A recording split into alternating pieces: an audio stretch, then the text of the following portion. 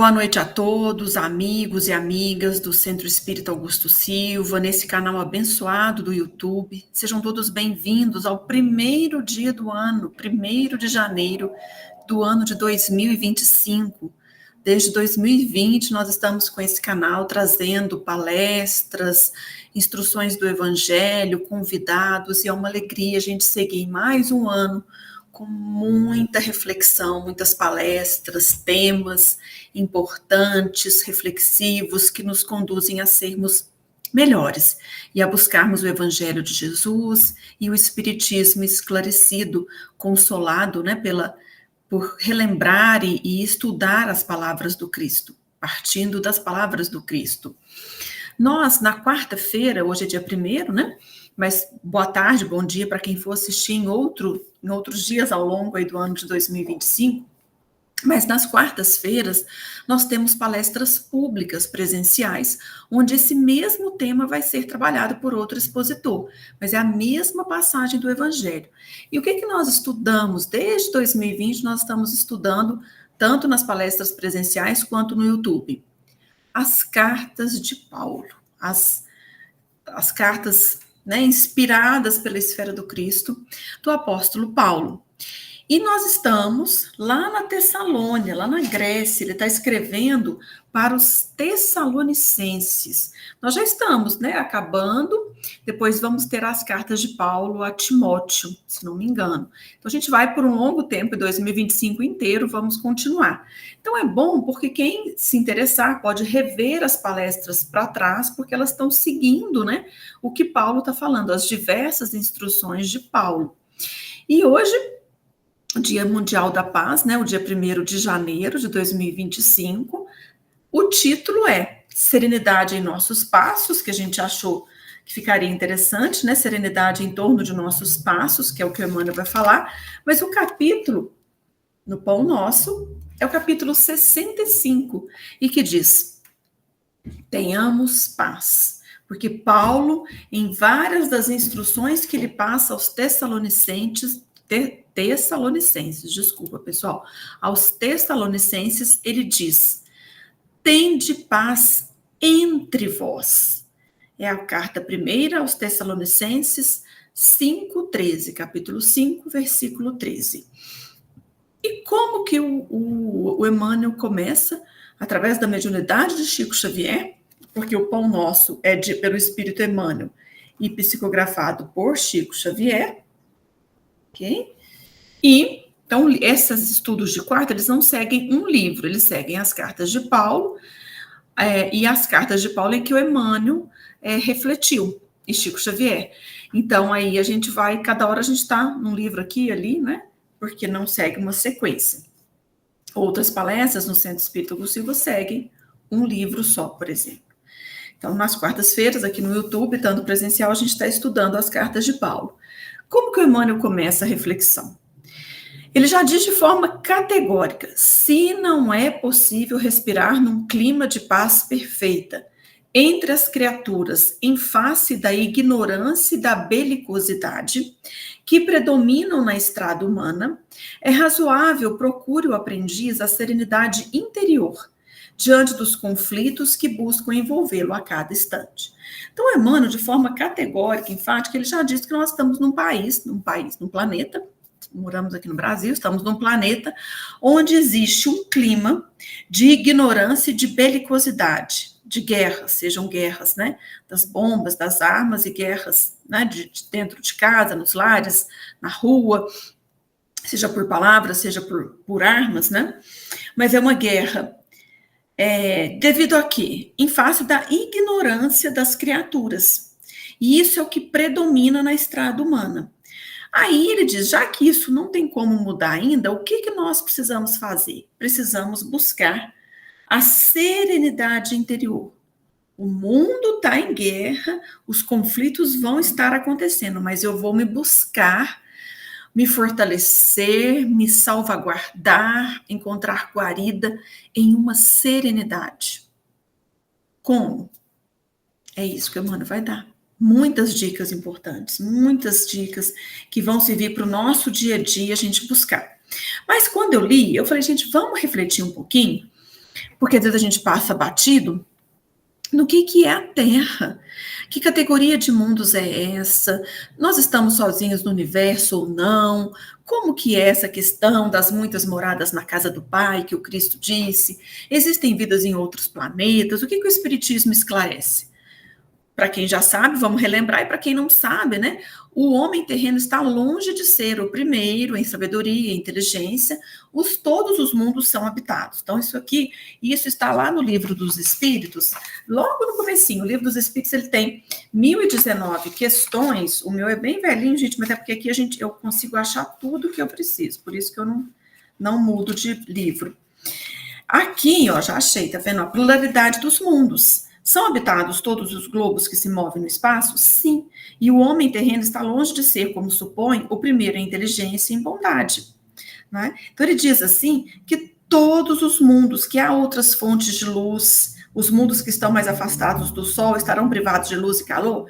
Aí os espíritos dizem: pensais que não há outras fontes de luz e calor além do Sol, e em nenhuma conta tendes a eletricidade, que em certos mundos desempenha um papel que desconheceis. Então, nós desconhecemos tudo. Nós desconhecemos tudo. Todos os mundos são habitados. É o que Jesus disse. Na minha morada, né? Há muitos, na morada do Pai, né? Na morada do Pai, há muitas moradas. Na casa do Pai, desculpa, gente, eu confundi. Na casa do Pai, há muitas moradas. Quando Jesus está lá na última ceia, avisando que iria partir, ele fala: não se turbe o coração, nem se receie, né? A casa do Pai tem muitas moradas, eu vou preparar-vos o lugar. Quando estiver pronto, eu volto para buscar. Então, todos os mundos são habitados. Então, nós não estamos sozinhos no universo, estamos longe de ser, né, os melhores em inteligência. Então, Allan Kardec pergunta isso no Livro dos Espíritos. Tem uma parte que estuda pluralidade dos mundos, povoamento da Terra, Adão. Então, quem quiser, pega o comecinho do Livro dos Espíritos, que é Deus das causas primárias. Aí ele desenvolve esse tema melhor no Evangelho segundo o Espiritismo. O Evangelho segundo o Espiritismo. Aí no capítulo 3, se não me engano, eu vou abrir aqui, ele já coloca: há muitas moradas na casa de meu Pai. Não se turbe o vosso coração, credes em Deus, crede também em mim. Há muitas moradas da casa do Pai, se assim não fosse, já vos teria dito, pois me vou para vos preparar o lugar. Depois que tenha ido e que vos houver preparado o lugar, voltarei e vos retirarei para mim, a fim de que onde eu estiver, também vós aí estejais. Em João, naquela despedida da última ceia com os discípulos. Isso é o capítulo 3. Aí Allan Kardec estuda aí tudo que a gente quiser saber de mundos habitados. Por que o nosso mundo, o Emmanuel já coloca assim de cara, é impossível a gente querer paz aqui, porque existe uma ignorância que predomina, existe uma belicosidade. Então, são muitos conflitos que estão nos envolvendo a cada instante, mas nós não temos que nos arrastar com isso. O que ele vai trazer para a gente é para a gente ter paz, mesmo vivendo em conflitos. Mas por que existem esses conflitos? Por que a gente não consegue viver em paz? Por quê?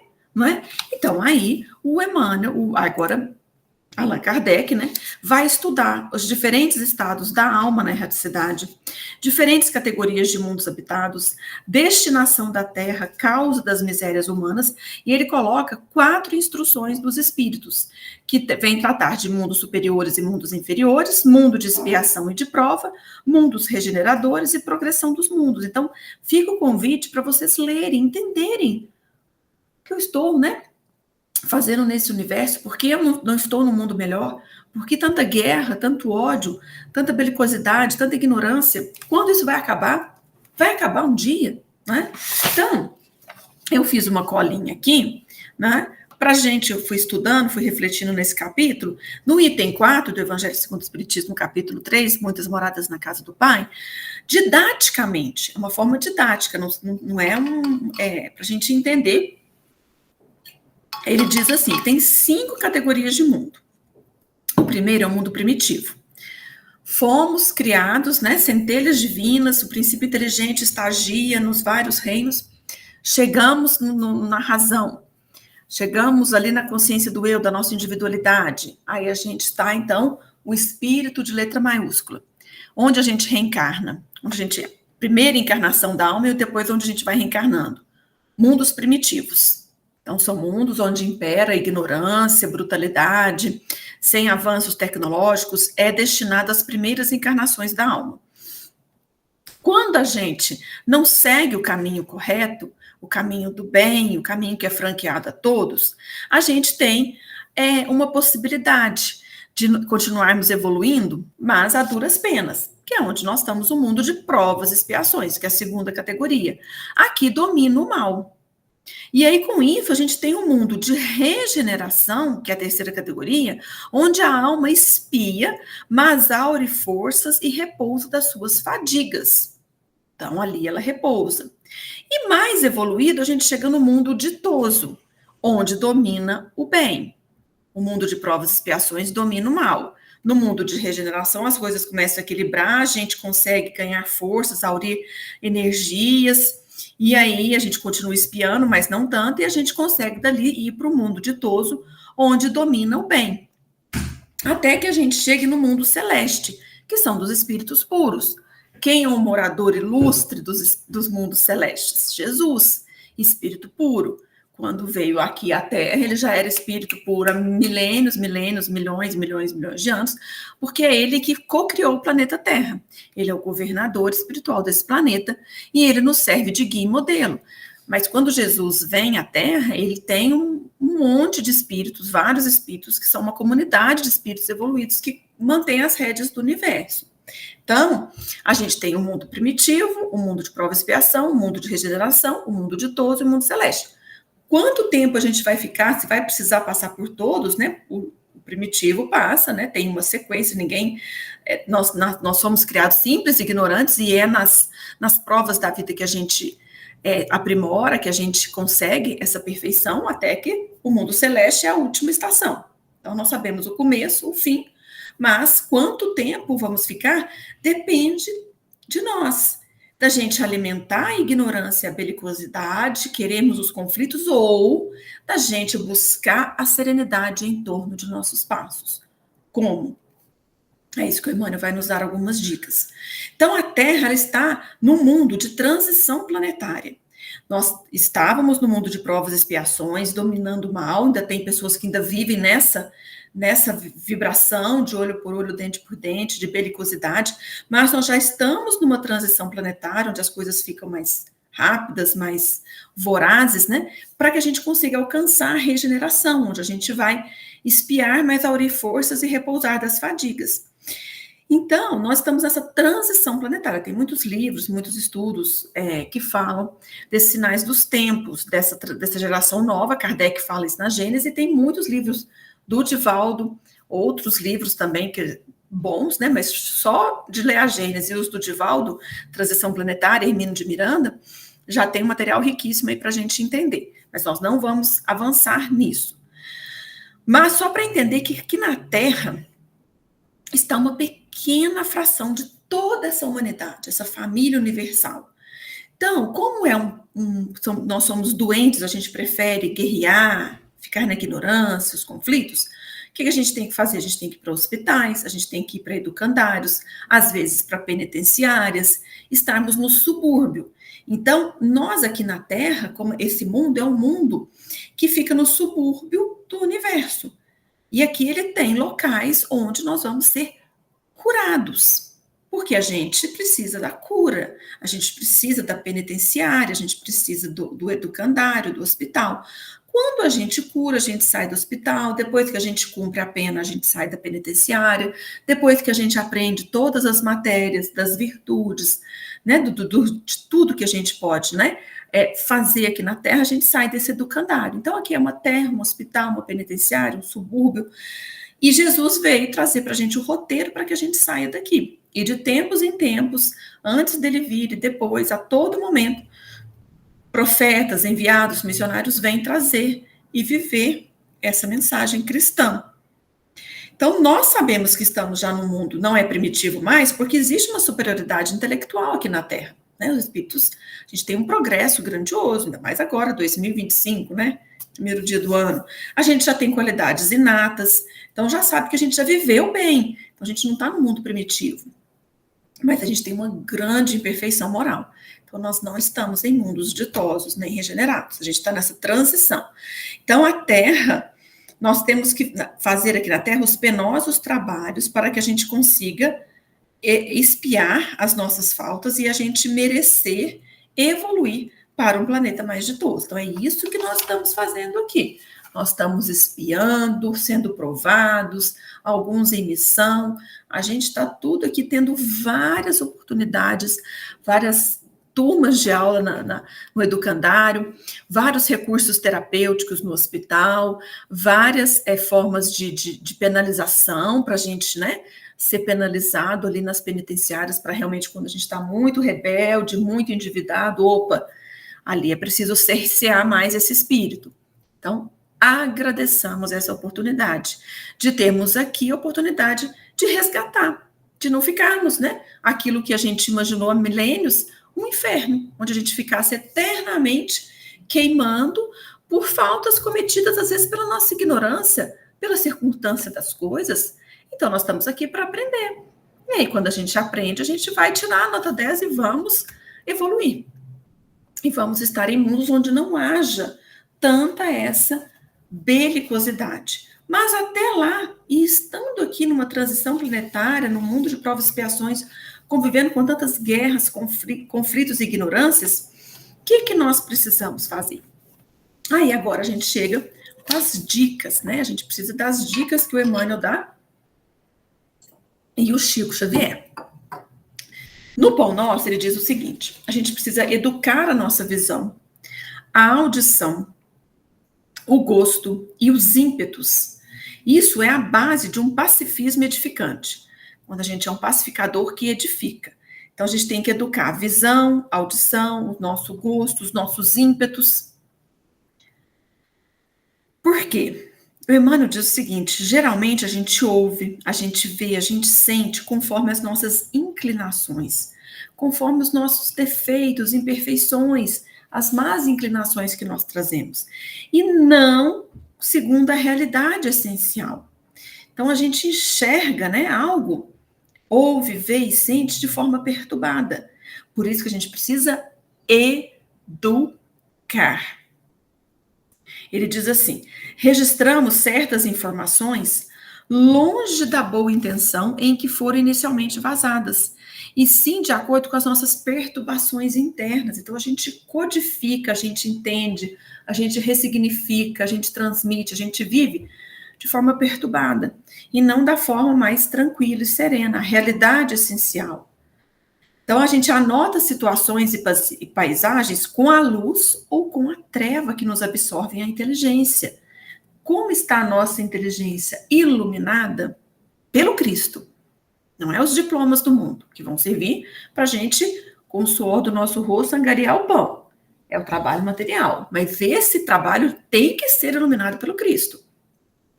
É levar o evangelho a todos os cantos do mundo, do nosso mundo, no trabalho, na vida em família, na vida voluntária.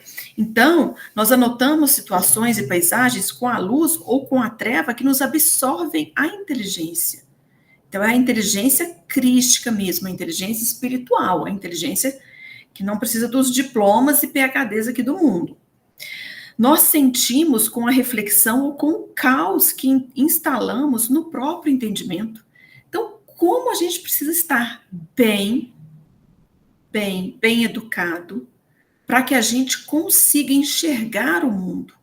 Então, olha, educar a visão, a audição, o gosto e os ímpetos é a base primordial do pacifismo edificante, porque a gente ouve, sente e vê conforme nossas inclinações. E se a minha inteligência está em treva, como que eu vou anotar as situações e as paisagens com essa treva na minha inteligência? Como que eu vou entender e sentir com reflexão se dentro de mim é um caos?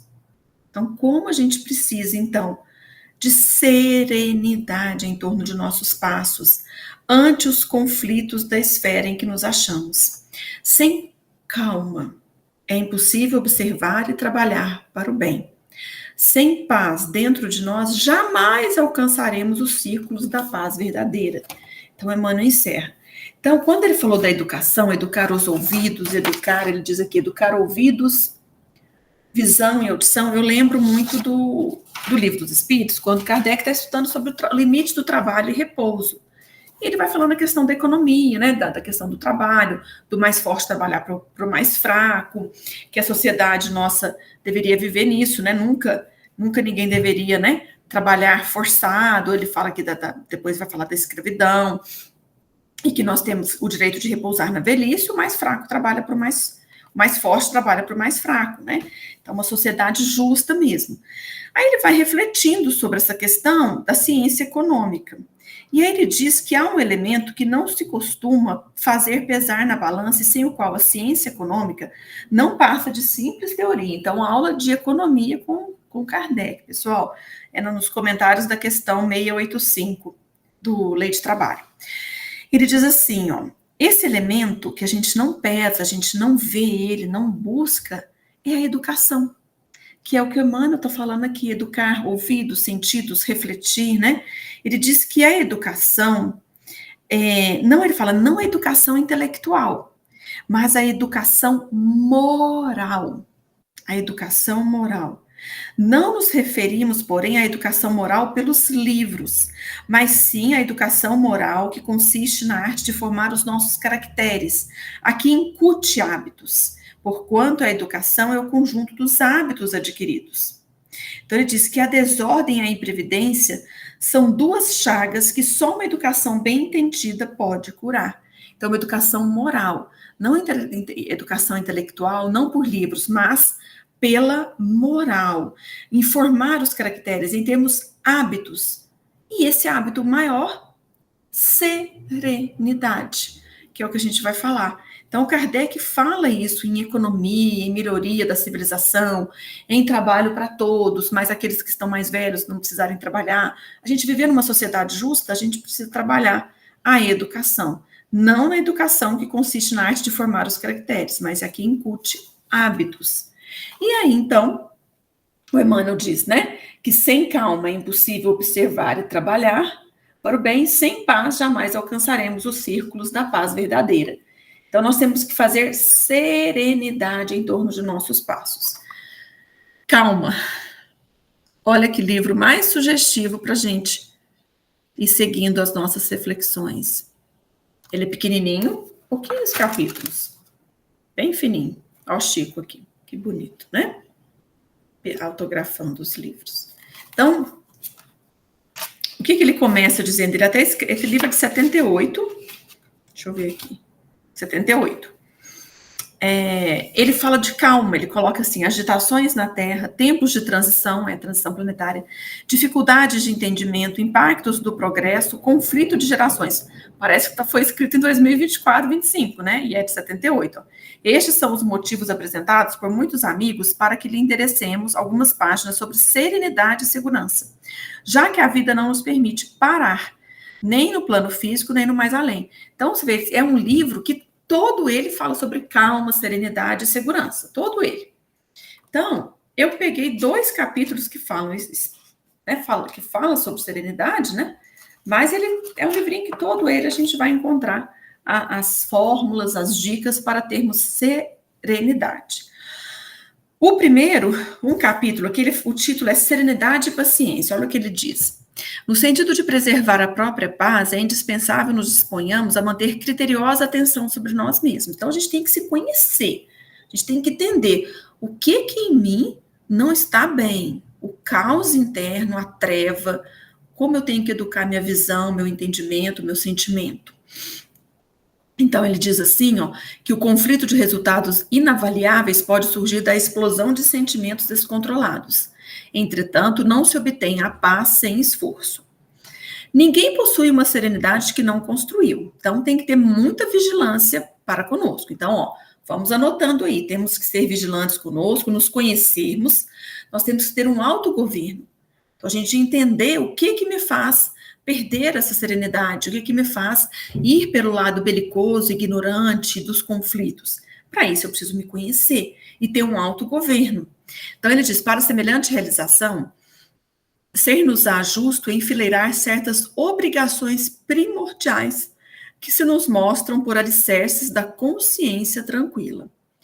Compreendamos que somos colocados uns à frente dos outros a fim de nos aperfeiçoar. Então, é a oportunidade da lei de sociedade de vivermos uns com os outros. Então, isso é uma oportunidade. Mas para quê? Para eu entrar em conflito? Para eu ficar brigando? Não. Eu estou colocado em frente, junto, ao lado, caminhando como uma pessoa difícil para a perfeição. Para nessas arestas aí que ficam, né, se tocando, a gente se aperfeiçoar. Brigas, discussões, ele diz, nós temos que tomar iniciativa, serenidade em nós, a gente abraça as iniciativas de concórdia sem esperar que alguém venha pedir perdão, pedir para fazer as pazes. Nós é que temos que tomar a iniciativa. Pelos erros alheios que claramente nos preocupem, examinemos os nossos com a sincera resolução de corrigi-los. Não nos aborreçamos com o trabalho que a vida nos confia, de vez que através dele é que atingiremos a promoção justa na escala de valores da vida. Então, a lei da vida é trabalho. Se a gente briga com o trabalho, acha ruim, não vai ter serenidade. Nós vamos estar nas trevas, nesse caos interno nosso. E aí nós não vamos enxergar nada na realidade essencial. Vamos enxergar tudo tumultuado, turvo e perturbado. Então, lei da vida, trabalho. Oportunidade de estarmos junto com as pessoas difíceis. Isso é a nossa ascensão. Se a gente quer, né, quem trabalha, quem já trabalhou, que adora uma promoção, né? Como a gente não gosta de ser valorizado, de receber mais, de ter uma promoção, então, através desse trabalho, suportando uns aos outros, procurando as iniciativas de perdão, é que a gente vai receber a promoção espiritual com Jesus. Nunca nos esqueçamos de que a eficiência não se harmoniza com a pressa, mas também não se fará vista sem apoio na execução. Então, encontrar o meio termo, né, encontrar o equilíbrio da eficiência sem pressa, mas também sem a demora. Convém lembrar que os nossos ouvidos podem ser transformados em extintores do mal. Toda vez que o mal nos procure, como a gente pode, né? Ouviu aqui, ó, sai por aqui, esquece. Então, o nosso ouvido deveria ser um extintor do mal e não propagar o mal. E ele diz, aceitemos a realidade de que o próximo não tem a nossa formação e saibamos respeitar cada criatura na posição em que se encontre. Cada um tem uma trajetória evolutiva, já viveu mais ou menos, já viveu essa situação, outras não. Então, a gente tem que aceitar respeito. Então, serenidade, antes de tudo, é respeito com a posição do nosso outro, do nosso companheiro. Em suma, serenidade não é uma aquisição espiritual que se faça em toque de mágica. Não tem milagre. E sim através do trabalho, muitas vezes duro e áspero, de uma paciência em ação. Então, depois ele vai falando muitas colaboradores, ele fala de acerto de contas, fala de tópicos da irritação, rusgas domésticas. Então, um livrinho que vale muito a pena a gente ter ele por perto. E aí, para encerrar, ele diz para a gente manter a serenidade. Mantemos a serenidade. Aí ele diz assim, consideremos que existem atitudes e assuntos que preservam o equilíbrio e a serenidade do grupo de criaturas a que pertençamos na Terra. Como já se dispõe no mundo de vacinas diversas que fazem a defesa da saúde humana.